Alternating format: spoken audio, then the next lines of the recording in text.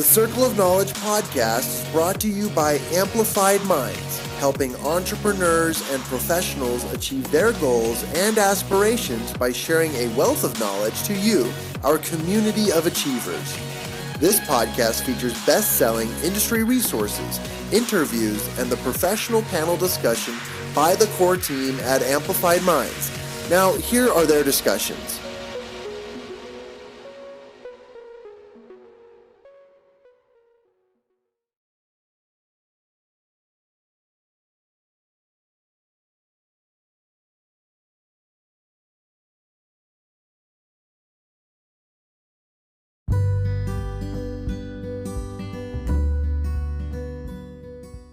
Coming to you from Heber City, Utah, this is Jon Kovach Jr. with Amplified Minds on the Circle of Knowledge podcast.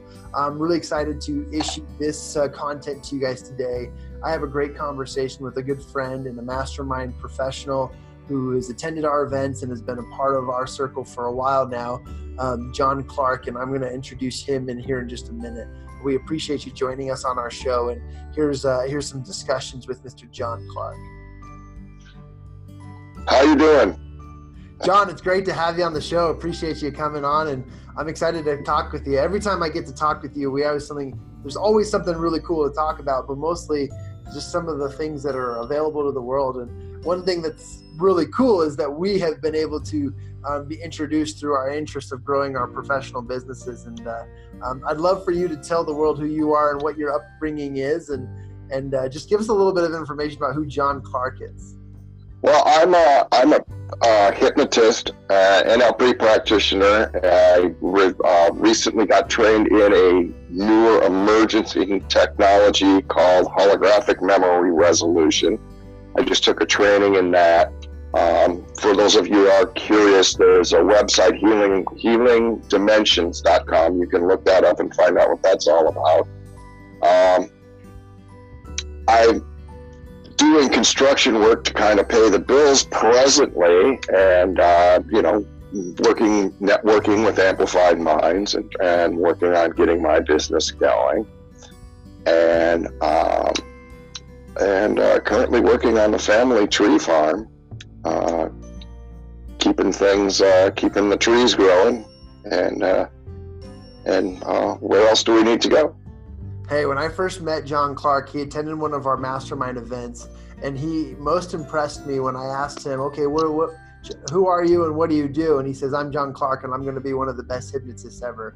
And when I first heard that, I was like, wow, thank you for being so confident and bold and to aspire up front in front of everyone. It resonated with me, and it kept me thinking about Jon for the rest of the meeting.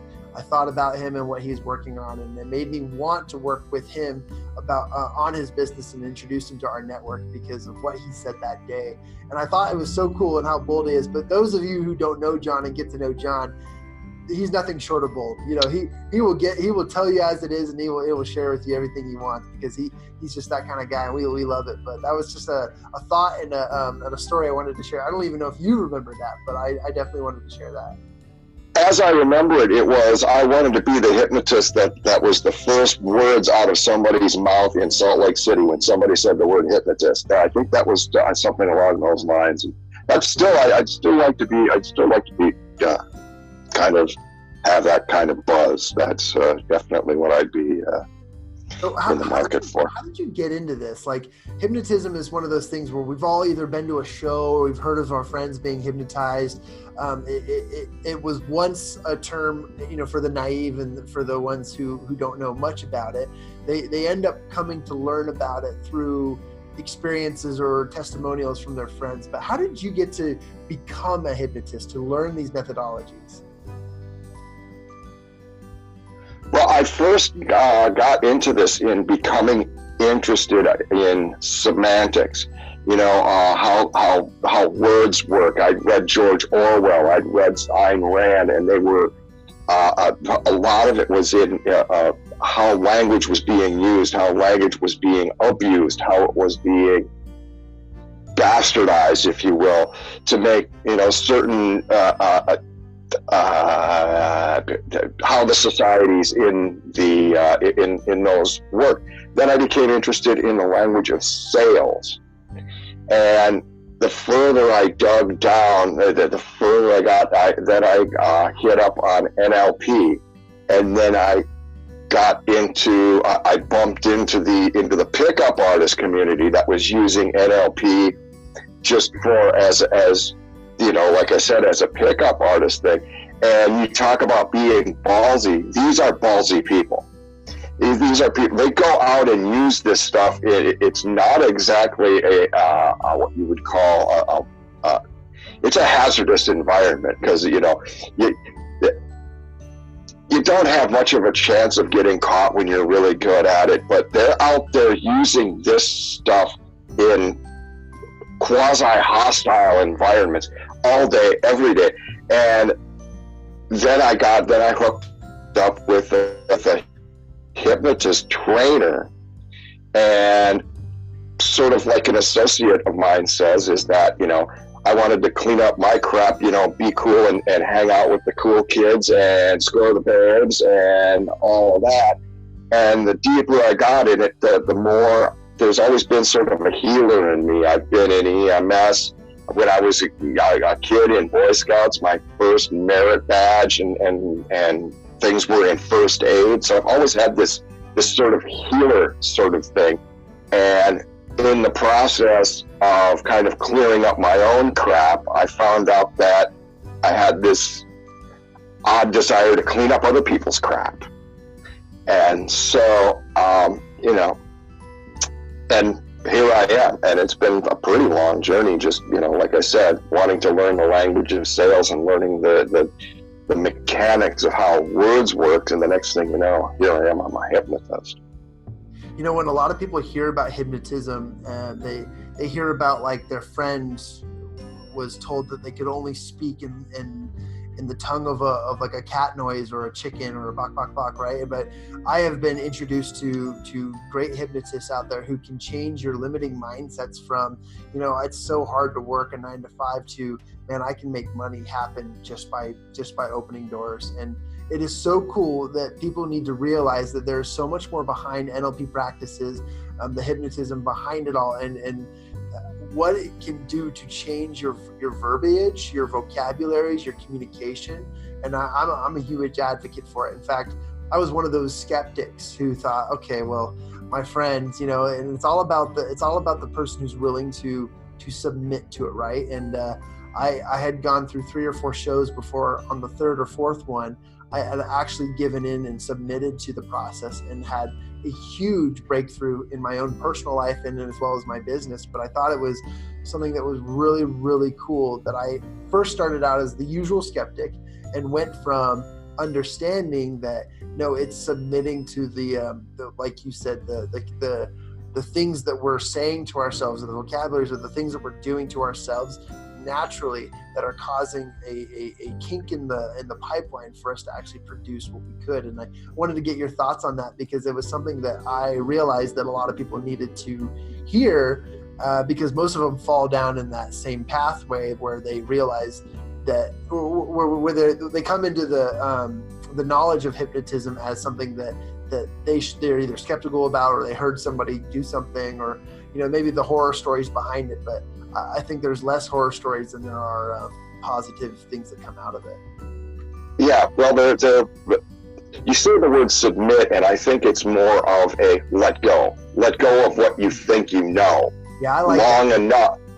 Let go long enough of what you think you know in order to have an experience. One of the things that our societal programming, which started long about, kindergarten, when we got told to sit down, shut up, face the front of the room, and pay attention to what's going on here, is that we had our imagination beaten out of us. And what we refer to hypnosis is just a body of technique that gets you to let go of what's going on here, get in touch with that little playful mind of the child who says, what if? What would it be like if? And build what we call, a full sensory hallucination of what it would be like in a hypnotic state. And then we bring those feelings, we attach it to feelings, because we are feeling people who reason. We're not reasoning creatures who feel. And so when we attach it to feelings and we attach it to emotions, then, our work is done. There's also something that it's also a mystery about, this thing about that we call hypnosis.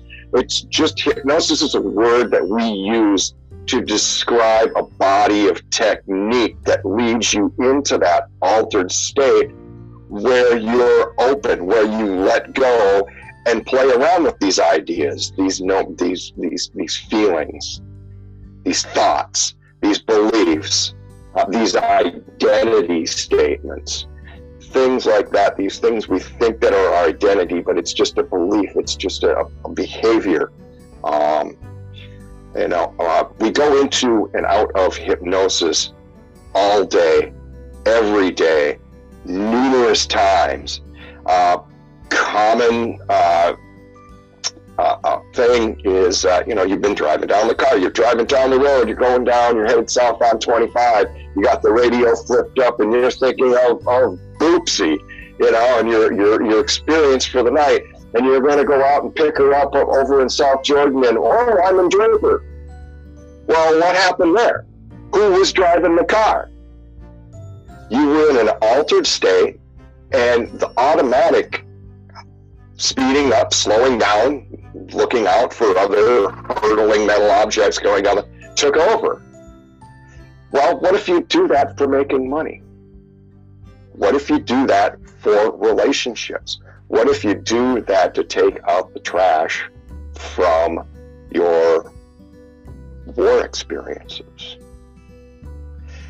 It's a state that we have access to all the time, and when you do it as a matter of will, as a matter of practice, well, many of the changes you can make are profound and great.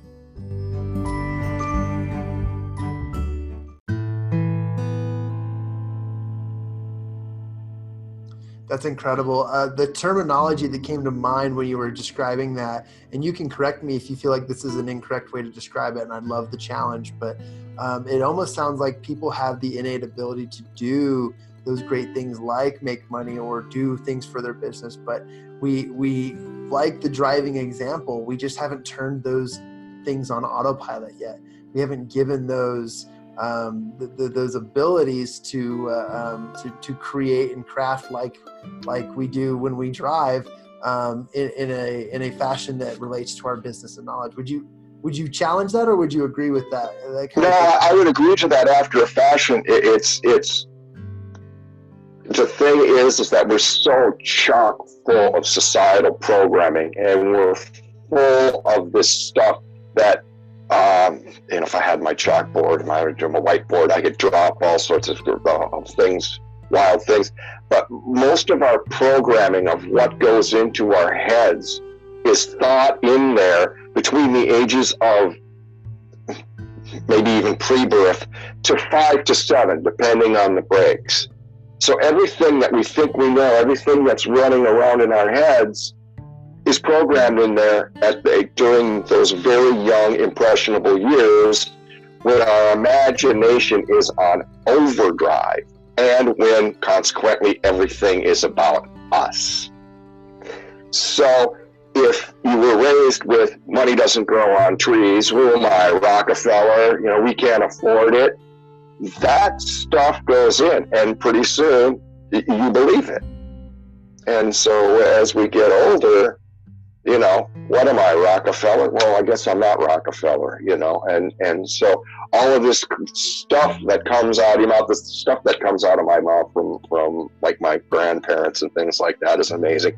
It's innocuous. It goes from innocuous to little things like, where did I get that one? Where did I get that piece of thought from? And you go back and you unwind it and you say, well, it doesn't have to be so today. Another great example, a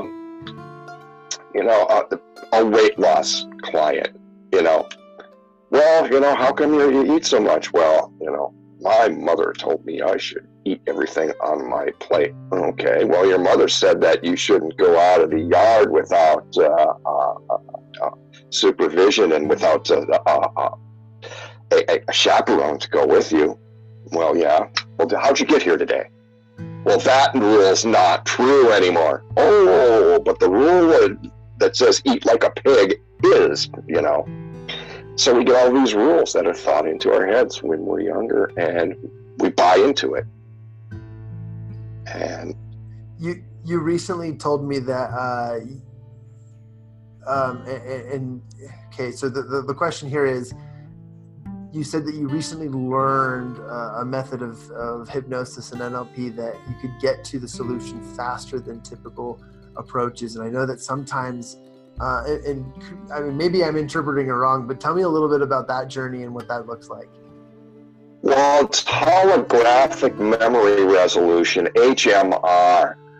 We can do it without what I refer to as that affectionately as my 20-minute progressive boredom induction.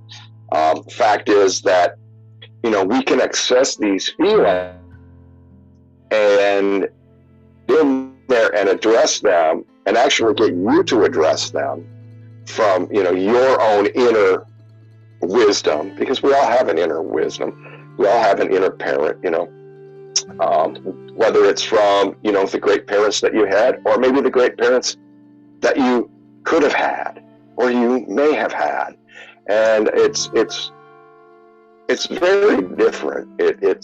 I don't know how to go about explaining it because I'm still assimilating it right now. I'm still taking in, but it's a very easy technique, and it has to do, like I said, a lot in dealing with feelings, with the kinesthetics. Where's that feeling live? Because if you'll talk about, well, not only where does that feeling live, but these aches and pains people have, a lot of them are reactions, they're physical manifestations of a mindset, of something that's going on in your head. So, I have the story that my trainer, Brent Baum, went through is he had a subject he was working with, and she had chronic back pain or chronic kidney pain. And so they went in there and they did all these operations, and making a long story short, they went in there and severed the nerves to her kidneys. 3 days later, the kidney pain's back. So what happened is that there was an emotional state in her that she was not addressing. And once they, unfortunately they couldn't reconnect the nerves or anything, but once he got in there and addressed the emotional state, the emotion that was being hung on to, the pain went away. And he's done work with autoimmune disorders, things like MS,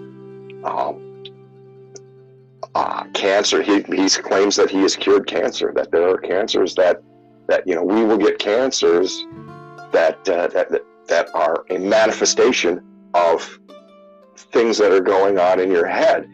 And if you think about it, if you really think about it, how many grumpy people do you know that look really young?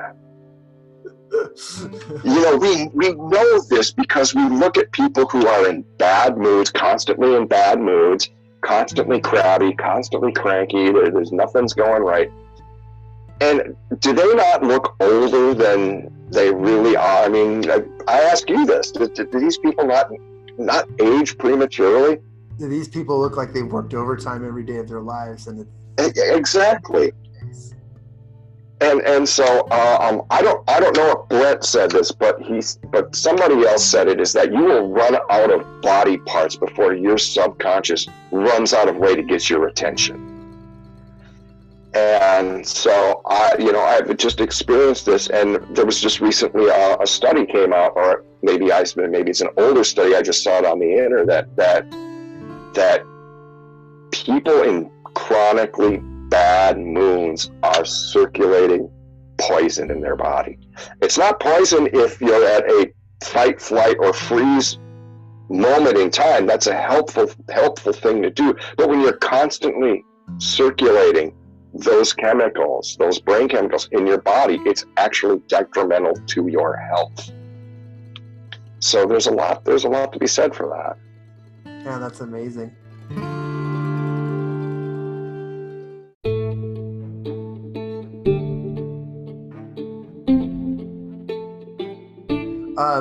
I know that we've talked about creating more and more events here in Salt Lake City to work with you and to get involved in some of the hypno training that you can provide.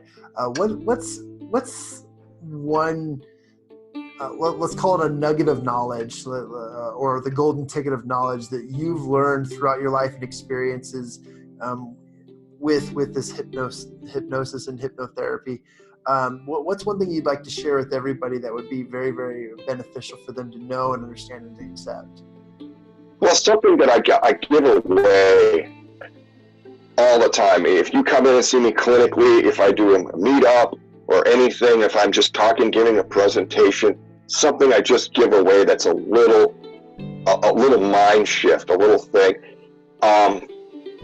is shift your problem states, the things that have been going on into your life, into a past tense form. So rather than saying, man, I'm stressed today, which itself is an identity statement rather than a behavior. Stress is just a behavioral response.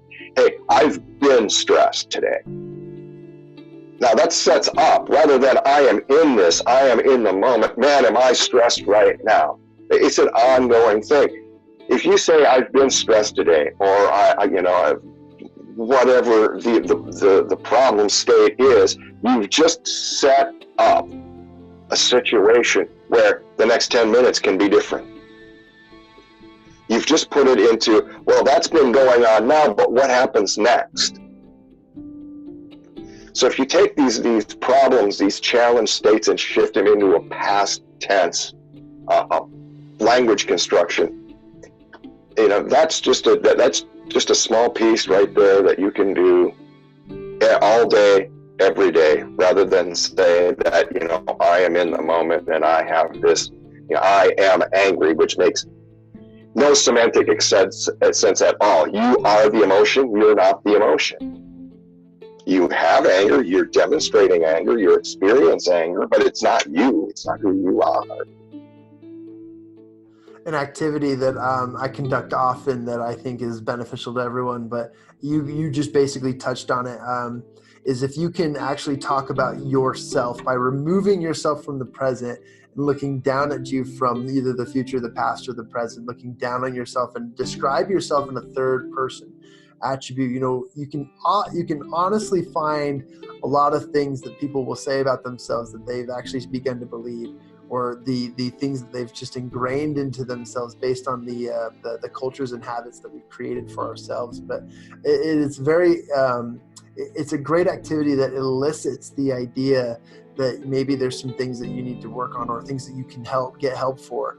When you start describing yourself in ways that isn't really the best self, the way you should be seeing yourself, because at the core of everything, what we want everyone to know is that every human being is incredible.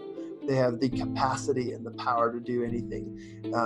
Their power is incomprehensible. But what we do, and what you described earlier, Jon, is that we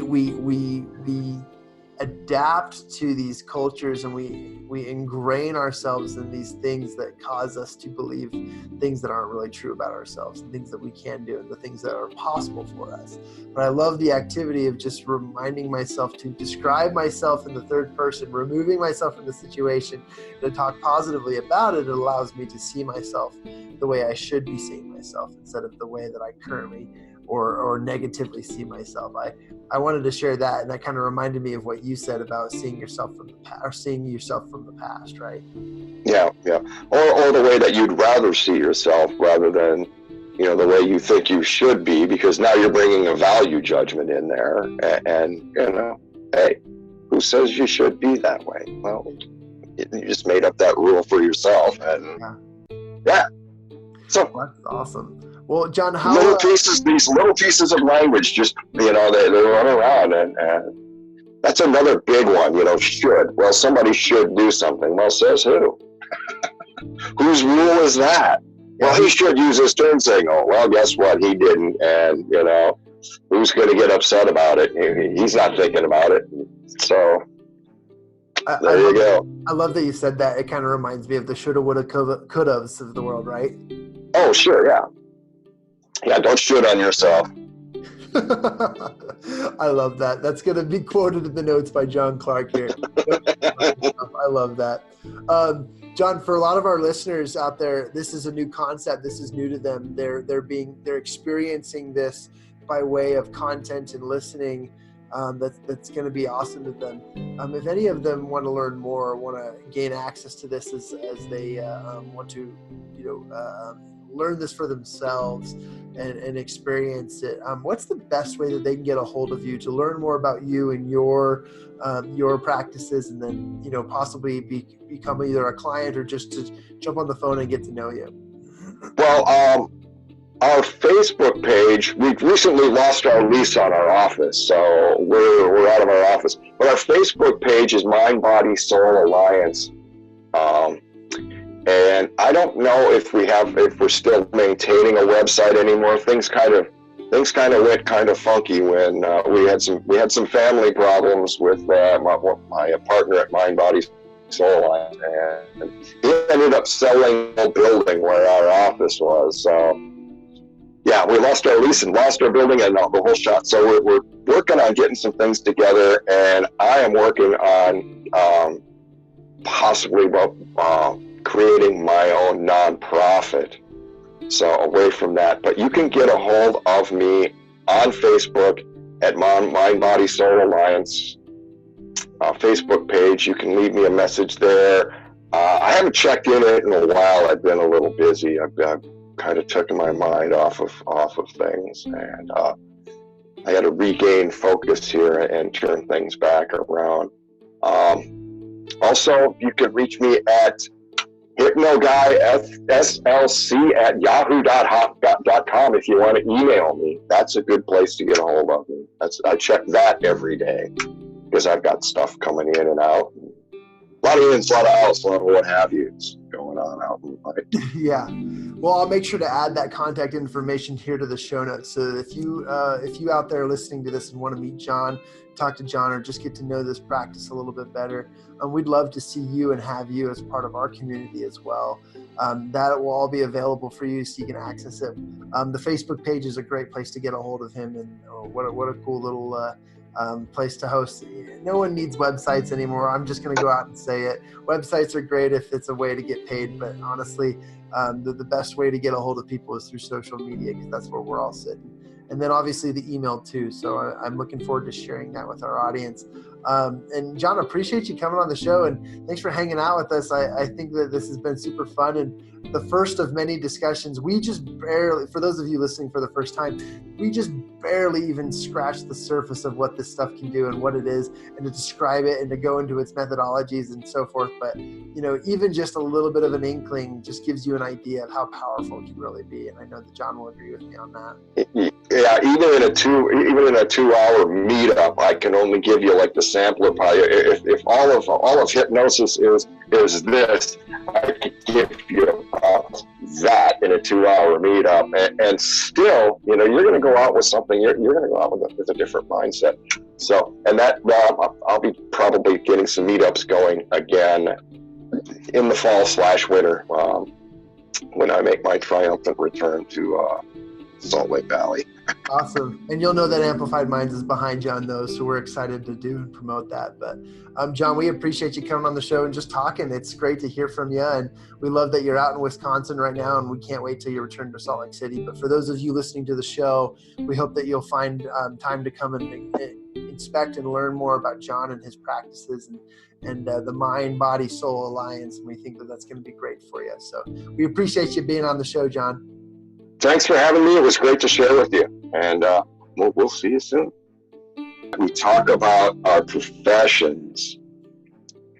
It's a very male thing. We talk about our professions And guys will go, well, I'm a plumber, or I'm a painter. And it's an identity statement. It's about who you are. And a lot of time I've noticed this, a lot of women, well, I do administrative work, or I do, I do shopping for so-and-so, or they express it in terms of a behavior. And so this is a thing when guys lose jobs because they've made it an identity statement. They've made what they do an identity statement rather than something that they're doing. So sometimes it's difficult for them to transition out of what they're doing into something new because they have that identity wrapped out around being a carpenter or a painter or a bricklayer or a whatever. So it's another piece of language there for you, I think.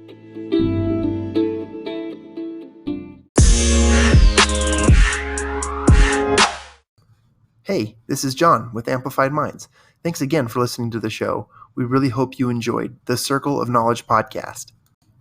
If you like the Circle of Knowledge podcast, go ahead, subscribe, rate us, and if you give us a 5-star review, we promise to give you a personal shout out here on the air. Just watch us. You can also engage with us a little bit more through social media. On any channel, you can just find us at Amplified Minds. To learn more about Amplified Minds, go to our website at amplifiedminds.com. That's AMPLIFIEDMINDS.com. You should also check out the Amplified Minds Accountability Program, where you can gain access to a one-on-one personal accountability coach, somebody who will contact you weekly and motivate you, hold you accountable, follow up, and give you the proper resources that will help you to go out and achieve all your goals. Hey, shout out to all you coaches, speakers, mentors, the superheroes of the world. We have the perfect program for you and your audiences. We have the capabilities of setting your audience and communities up in private mastermind groups and assign them a one-on-one personal accountability coach where they can help your people achieve the things that they're working towards, tailored to your programs. For more information about this, go ahead and send me an email at Jon, that's JON, at amplifiedminds.com. I look forward to hearing from you.